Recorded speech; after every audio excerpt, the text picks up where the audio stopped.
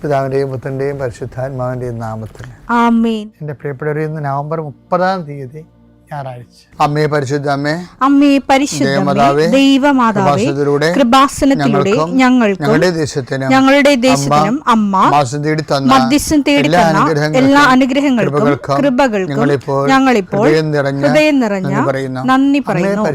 അമ്മേ പരിശുദ്ധമ്മേ ദൈവമാതാവേ, 2004 ഡിസംബർ 7 ഉച്ചകഴിഞ്ഞ് 2:30 കൃപാസനത്തിൽ സംഭവിച്ച അമ്മയുടെ പ്രത്യക്ഷപ്പെടലിനെക്കുറിച്ച് തിരുസഭയ്ക്ക് സമർപ്പിച്ചിരിക്കുന്ന പഠനരേഖകളുടെ മേൽ സഭാത്മകമായ പഠനം ആരംഭിക്കുവാൻ ഞങ്ങൾ പ്രാർത്ഥിക്കുന്നു.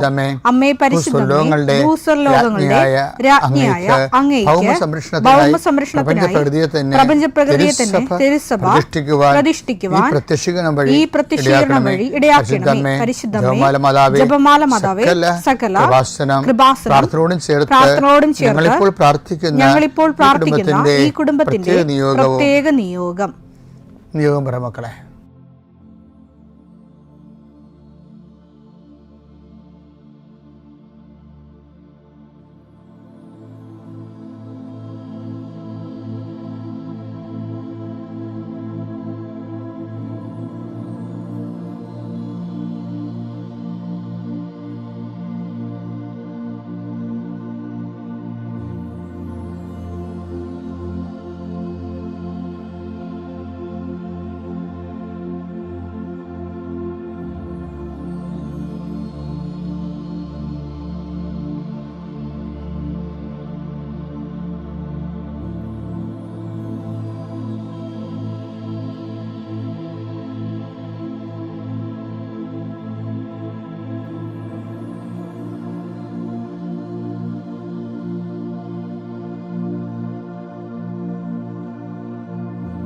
അമ്മയുടെ പ്രത്യക്ഷീകരണത്തിന്റെ ഈ അനുഗ്രഹവേളയിൽ ഞങ്ങൾക്ക് സാധിച്ചു തരുവാൻ കനിയണമേ.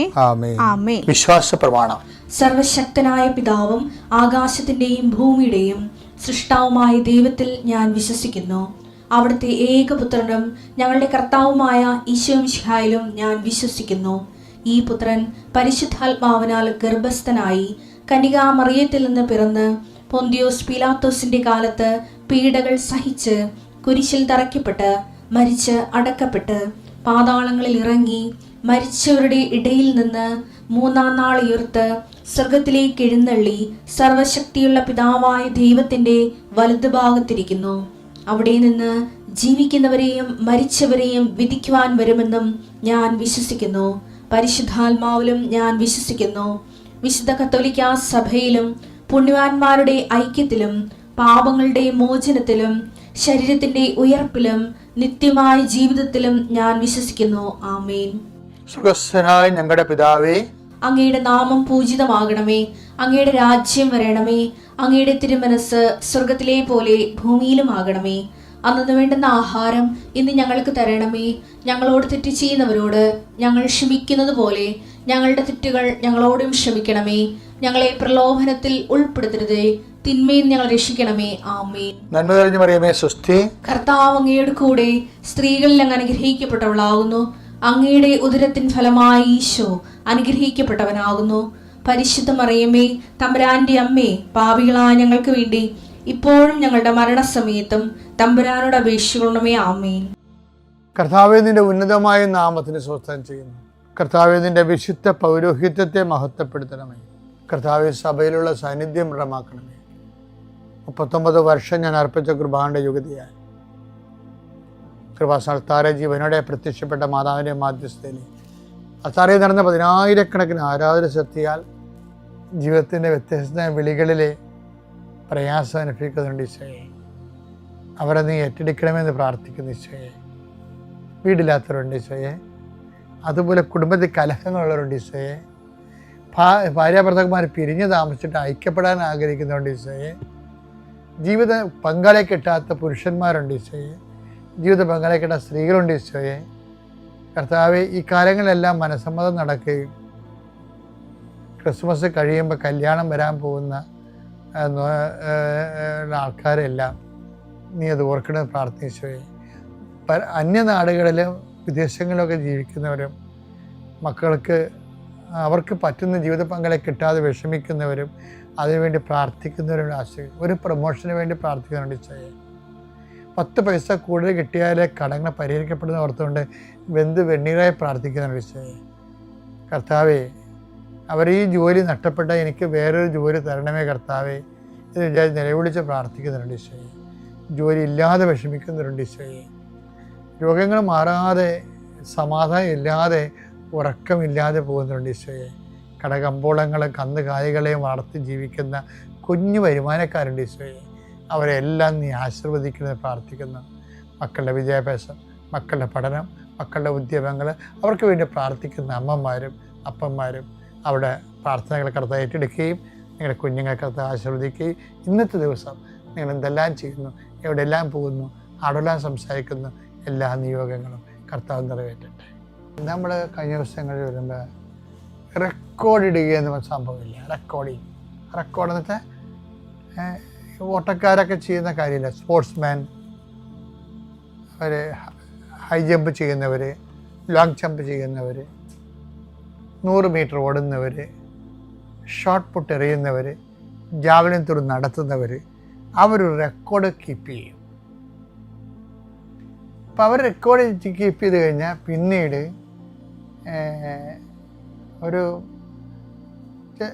പിന്നീട് അവർ തന്നെ വയസ്സാകുമെന്ന് വിചാരിച്ചോ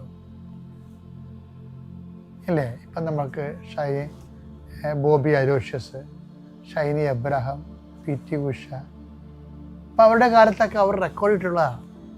പക്ഷേ ഇന്നിപ്പോൾ അവരോട് ചോദിക്കണം, നിങ്ങൾ ഇത്ര റെക്കോർഡായിരുന്നല്ല ഓടിയത്, നിങ്ങൾക്ക് ഇപ്പോൾ ഒന്ന് ഓടിയിട്ട് ആ റെക്കോർഡ് ഇടാൻ പറ്റുമോ എന്ന് ചോദിച്ചു കഴിഞ്ഞാൽ അയ്യോ അത് പറ്റത്തില്ല, ഞങ്ങളുടെ ബോഡി ചീർത്ത് പോയില്ലേ, ഞങ്ങൾക്ക് പറ്റത്തില്ല പറയും. പക്ഷേ ആ റെക്കോർഡ് അവിടെ കിടക്കും. അതാണ് വിഷയത്തിൻ്റെ അത്. എന്ന് വെച്ച് കഴിഞ്ഞാൽ നമ്മൾ ദൈവത്തിരുസന്നിധിയിൽ സ്നേഹത്തിൻ്റെ റെക്കോർഡ് ഇട്ട് കഴിഞ്ഞാൽ നമ്മുടെ റെക്കോർഡ് അതാണ്.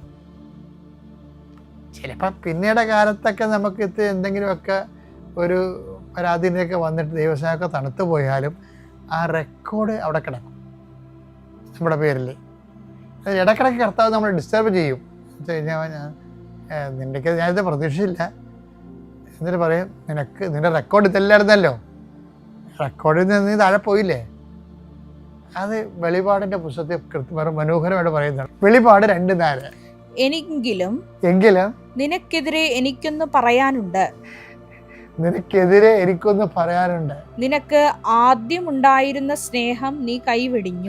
നിനക്ക് ആദ്യം ഉണ്ടായിരുന്ന സ്നേഹം നീ കൈവെടി. അപ്പം റെക്കോർഡ് സൂക്ഷിച്ചിട്ടുണ്ട് അവിടെ, പഴയ റെക്കോർഡുണ്ട്. അപ്പം ആ സ്നേഹം ദൈവം ഉദ്ദേശിക്കണത് നമ്മൾ ജീവിക്കും തോറും, പുതിയ അനുഭവം കിട്ടും തോറും, ജ്ഞാനത്തിൽ മുന്നോട്ട് പോകും തോറും പഴയ റെക്കോർഡ് ഭേദിക്കണമെന്നാണ് ദൈവം ഉദ്ദേശിക്കുന്നത്. താഴെ വന്നാൽ നമ്മൾ വിളിച്ചിട്ട് ദൈവം നമ്മൾ പറയും, വാട്ട് ഹാപ്പൻ ടു യു, സംഭവിച്ചു, ഇങ്ങനെ അല്ലായിരുന്നല്ലോ എന്നൊക്കെ ചോദിക്കും. അത് നിനക്ക് ആദ്യം ഉണ്ടായിരുന്ന സ്നേഹം ഇന്നില്ല എന്ന് പറയും. പക്ഷെ എന്നാലും ആദ്യം ഉണ്ടായിരുന്ന സ്നേഹമില്ലേ, അത് ദൈവം കണക്കിലെടുക്കുന്നുണ്ട്. ഇപ്പം ഞങ്ങളെപ്പോലുള്ള സൂത്രക്കാർ എന്താ ചെയ്യണമെന്നറിയാമോ? പുതിയ റെക്കോർഡ് ഇടാൻ പറ്റുമോ എന്ന് നോക്കും. ഓരോരോ വിഷയത്തിന് ദൈവത്തിരുസന്നിധിയിൽ ഒരിക്കലും ദൈവത്തെ വിശ്വസിക്കാൻ പറ്റാത്ത സിറ്റുവേഷൻസ് വരുമ്പോഴും നമ്മൾ പ്രാർത്ഥന, കർത്താവേ ഈ വിശ്വാസം ഏറ്റു പറഞ്ഞുകൊണ്ട് ഈ വിഷയത്തിന് മുകളിൽ പോകാൻ ഇടയാക്കണമെന്ന് പ്രാർത്ഥിക്കും. വിഷയത്തിൻ്റെ മുകളിൽ പോകാൻ ദൈവത്തിൻ്റെ ആ ഒരു ഘട്ടത്തിലും ദൈവത്തിൻ്റെ സ്നേഹം ഏറ്റുപറയാൻ കഴിയണം. പക്ഷെ എന്നാലും നീ പേടിക്കണ്ട, ഒരിക്കലും നല്ല റെക്കോർഡ് ഇട്ട് കഴിഞ്ഞാൽ കർത്താവ് അത് പരിഗണിക്കുമെന്നുള്ള കാര്യം കറക്റ്റാണ്. കാര്യം ആദ്യം പിന്നെയും പറയണത് നമ്മളെ ഉദ്ദേശിച്ചാണ്, ദൈവത്തിനെ ഉദ്ദേശിച്ചല്ല. ദൈവത്തിന് ആദ്യവും പിന്നെയും ഇല്ല. അവൻ നിത്യമായ എവർ പ്രസൻറ്റ് ജീവിക്കുന്ന കാരണം, ഇന്നലെ ഇന്ന് നാളെ എല്ലാം ഒരാളായത് കാരണം സമയത്തെ ബന്ധമായിട്ട് ഒന്നും പറയാൻ പറ്റത്തില്ല. അതുകൊണ്ട് നമ്മൾ എവിടെയെങ്കിലും റെക്കോർഡ് ഇട്ടാൽ അത് നമുക്ക് ഭാവിയാകാം, ദൈവത്തിന് അത് വർത്തമാനകാലമാകും. അതുകൊണ്ട് നല്ല റെക്കോർഡുകൾ കീപ്പ് ചെയ്യാൻ, നല്ല സാക്ഷ്യങ്ങൾ കീപ്പ് ചെയ്യാൻ ഇപ്പം ഇപ്പം നിങ്ങൾ എന്നോട് ചോദിക്കും അച്ഛൻ എന്താ ഉദ്ദേശിക്കുന്നത്? ഞാൻ ഒരു കാര്യം പറയട്ടെ. ഇപ്പം ചിലക്ക് ഇപ്പം എൻ്റെ അടുത്ത് ഒത്തിരി പേര് വന്ന് പ്രാർത്ഥിക്കുന്നുണ്ട്. ചിലക്ക് പീരീഡ്സൊക്കെ 5-6 ദിവസം നിൽക്കുമ്പോൾ അവരെന്നോട് പറയുമ്പോൾ കരഞ്ഞു പോകരുത്. നടുവിന് വേദന, പലതരം വയറുവേദന, ഭക്ഷണം കഴിക്കാൻ പറ്റില്ല, തളർച്ച. അപ്പം ഞാനതെല്ലാം മനസ്സിലാക്കി അവർക്ക് വേണ്ടി പ്രാർത്ഥിക്കും. അപ്പോഴും ഞാൻ പറയും, അവളെ ഈ സമയത്താണ് നീ പള്ളിയിലൊക്കെ പോകേണ്ടത്.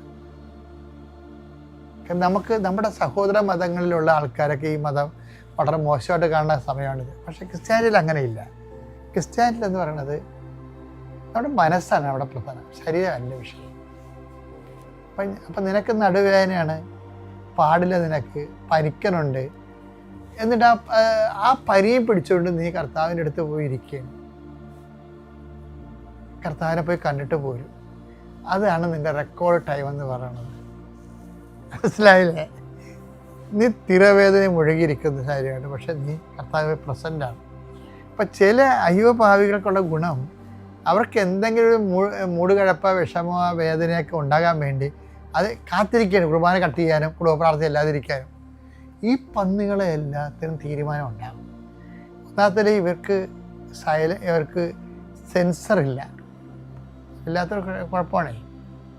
ഇപ്പോൾ ഒരു മെഷീൻ്റെ സെൻസർ ഇല്ല എന്നുണ്ടെങ്കിൽ, ഇപ്പം നമുക്ക് പ്രഷറുണ്ട്, പക്ഷെ നമുക്കത് നോക്കാൻ സംവിധാനം ഇല്ല എന്നുണ്ടെങ്കിൽ നമ്മൾ വായി തോന്നാക്കെ കഴിച്ചുകൊണ്ട് നടക്കും, പ്രഷർ കൂടിക്കൊണ്ടിരിക്കും, ചിലപ്പോൾ ഉറങ്ങത്തുമില്ല.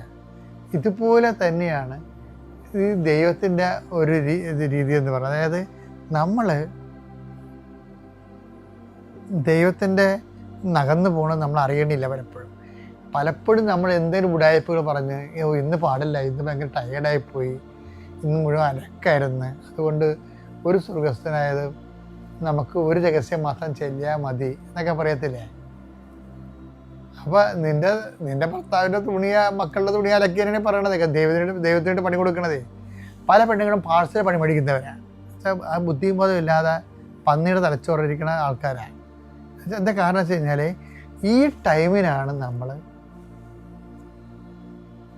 റെക്കോർഡ് ഇടേണ്ടത്. വെച്ചാൽ ഇത്രയും കാര്യങ്ങളാണെങ്കിൽ പോലും കർത്താവിൻ്റെ കാര്യത്തിൽ, ദൈവത്തിനോട് ഇരിക്കുന്ന കാര്യത്തിൽ യാതൊരു കോംപ്രമൈസ് ചെയ്തിട്ടില്ല.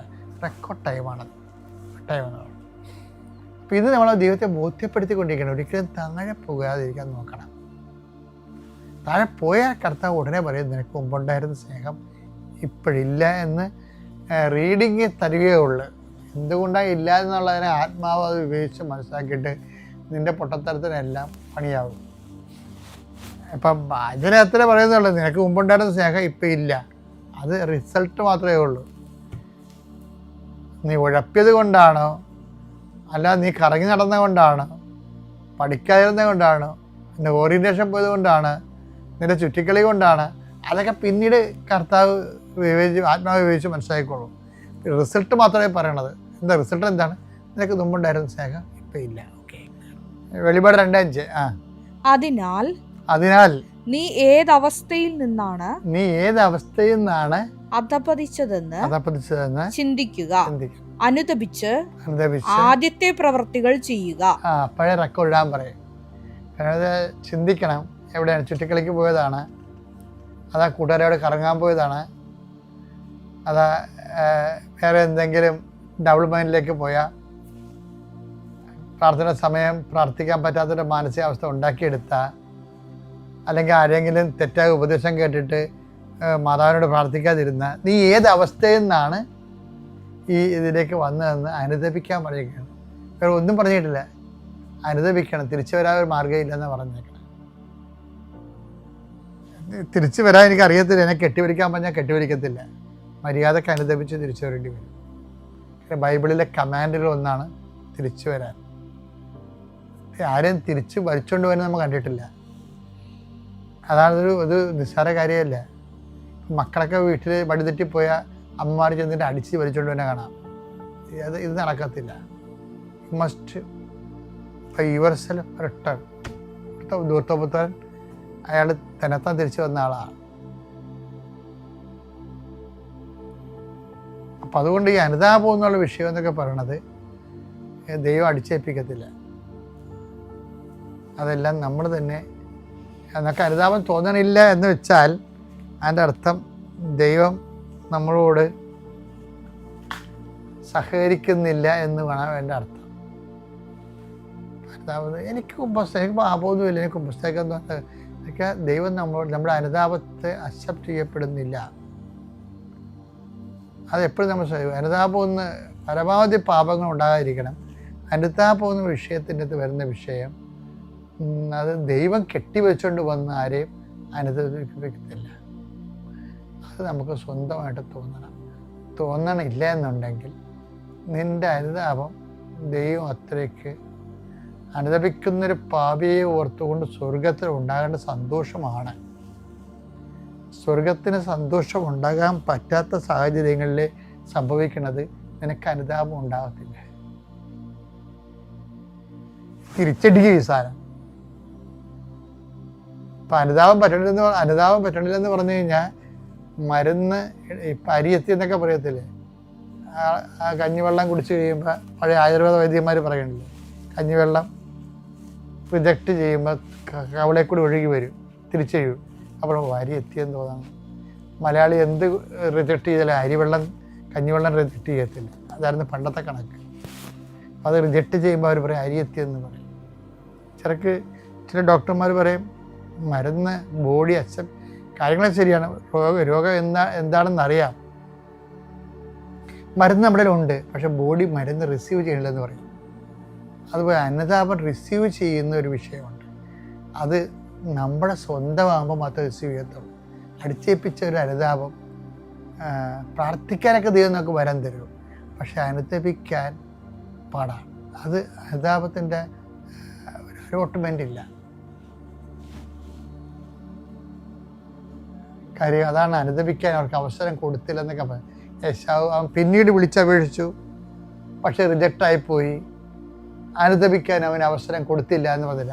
ഹെബ്രായർ 12:17 ഒരു നേരത്തെ ഭക്ഷണത്തിനു വേണ്ടി തന്റെ കടിഞ്ഞൂൽ പുത്രസ്ഥാനം വിറ്റ ഏസാവിനെ പോലെ ആരും അസന്മാർഗിയോ അധാർമികനോ ആകരുത്.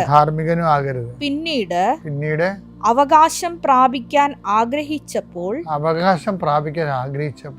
അവൻ തിരസ്കരിക്കപ്പെട്ടുവെന്ന് നിങ്ങൾക്കറിയാമല്ലോ. കണ്ണീരോടെ അവൻ അത് ആഗ്രഹിച്ചെങ്കിലും അനുദപിക്കാൻ അവൻ അവസരം ലഭിച്ചില്ല. സ്വർഗം ഷട്ട് ഡൗൺ ആയി, അവസരം കിട്ടിയില്ല. നിസ്സാര കാര്യമല്ലേ. ഇപ്പം നമുക്ക് അനുദപിക്കാൻ തോന്നുന്നില്ല എന്ന് വെച്ച് കഴിഞ്ഞാൽ അത് മോളിൽ ഷട്ട് ഡൗൺ ആയിട്ടാണ്, റിജക്ഷൻ ആയതുകൊണ്ടാണ്. അപ്പോൾ നിങ്ങൾ അനുഭവിച്ചിട്ട് ദൈവത്തിന് പ്രത്യേകിച്ച് വലിയ കാര്യമൊന്നും ഇല്ലെന്ന് തോന്നിക്കാണും. എപ്പോഴും നമ്മൾ അതായത് ഏറ്റവും ഒരു മനുഷ്യൻ പ്രാർത്ഥിക്കേണ്ടത് കർത്താവേ നല്ല അനുതാപം നൽകണമേ എന്നാണ് പ്രാർത്ഥിക്കേണ്ടത്.